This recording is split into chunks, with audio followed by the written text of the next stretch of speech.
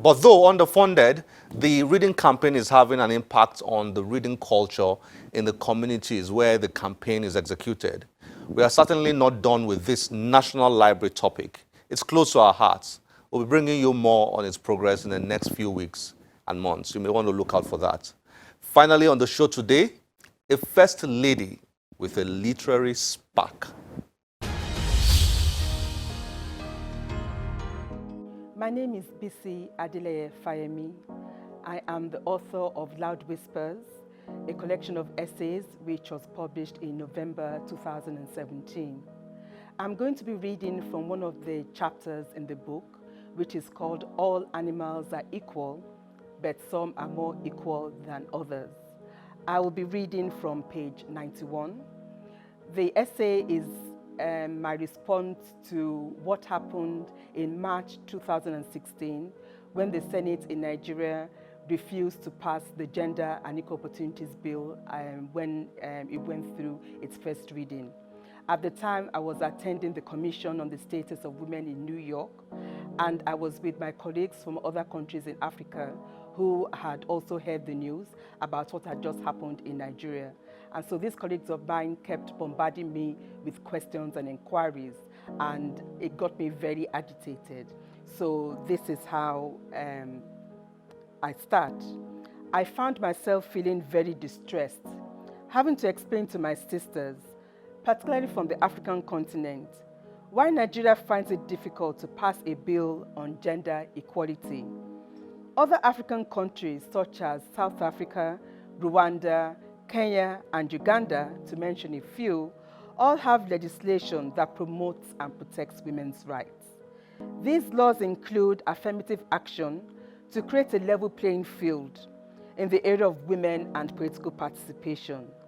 These are all countries with their own share of diverse religious, ethnic, political, and cultural contexts. They have, however, managed to wade through these landmines to arrive at a consensus that none of their development goals can be achieved without the full and equal participation of women. There are still gaps between policy legislation and implementation in all these places, but at least there is a baseline. Like all these countries, Nigeria has international obligations through the ratification of the United Nations Convention on the Elimination of All Forms of Discrimination Against Women, CEDAW, the Beijing Platform for Action, and the Protocol to the African Charter on the Rights of Women in Africa, amongst others. None of the recently agreed Sustainable Development Goals, which Nigeria is currently championing, can be achieved without the empowerment of women.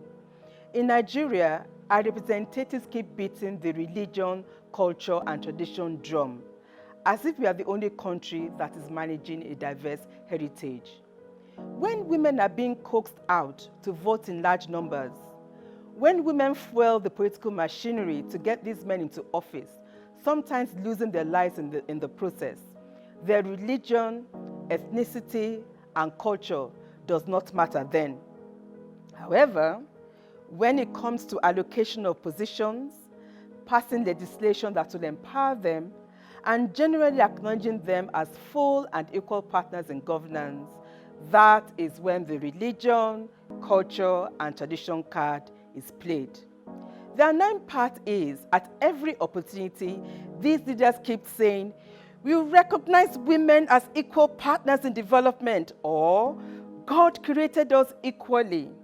If this is the case, why do we keep seeing women left destitute when their husbands or fathers die because they cannot inherit?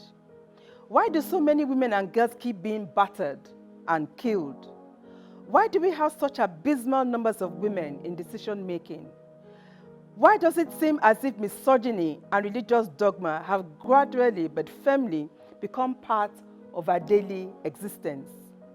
It seems as if, in the case of women, all human beings are equal, but some are more equal than others. I hope you have enjoyed today's episode. As always, we'll be delighted to get your feedback through any of our social media platforms displayed on your screen. Amolakunle Kasumo. Remember, one great book can change your life. Bye-bye.